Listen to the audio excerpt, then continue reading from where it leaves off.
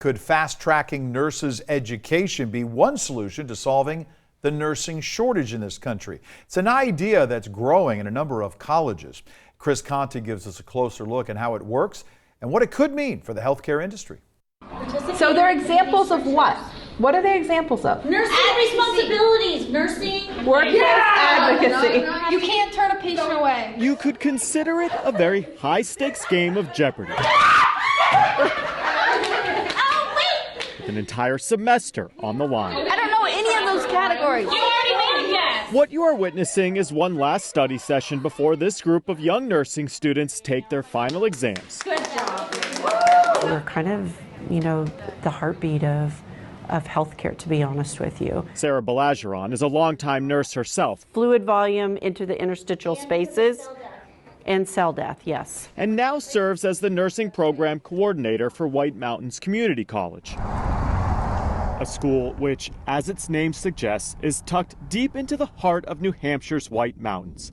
700 students are currently enrolled in classes here, far fewer than most colleges. We knew we had a shortage across the nation. But this small school is trying to make big inroads when it comes to addressing the current nursing crisis. From California East and Mexico North, I have either recruiters, I have hospitals, they're offering bonuses, they're offering to pay for their schooling.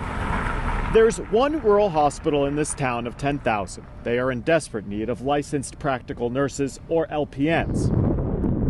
Community colleges really come from a point of view of educating the people in their community. White Mountain Community College didn't have an LPN program to help feed the pipeline. So this year, they started one. They're calling us and saying, we're going to need employees. Can you build that curriculum? Meet Chuck Lloyd. As the president of this community college, he is constantly trying to better adapt education programs here to address community needs. I always say it's a bad business model because we have to be all things to all people. Unlike traditional nursing schools, LPN programs can get students in and out the door in under a year.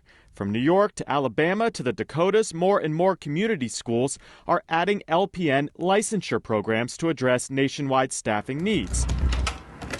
We're in the nursing lab. Registered nurses provide direct care to patients, while licensed practical nurses typically provide assistance to doctors or registered nurses. Well, we have to fill the pipeline, so we have to look at alternative ways of doing it. Ann Wood studies the industry and sees this as a larger post-pandemic trend, with many hospitals now moving away from traditional 12-hour shifts to 10, 8, even 6-hour days. There's been a real emphasis on improving workplace environment safety. So remember, as you go out into practice, it's important to participate and be advocates. Back in the White Mountains, the end of the semester is very quickly approaching. We have to think outside the box and think, well, who is the person out there who is maybe looking at a second career? The hope, though, is that the end of spring out here ushers in a new season in healthcare as well.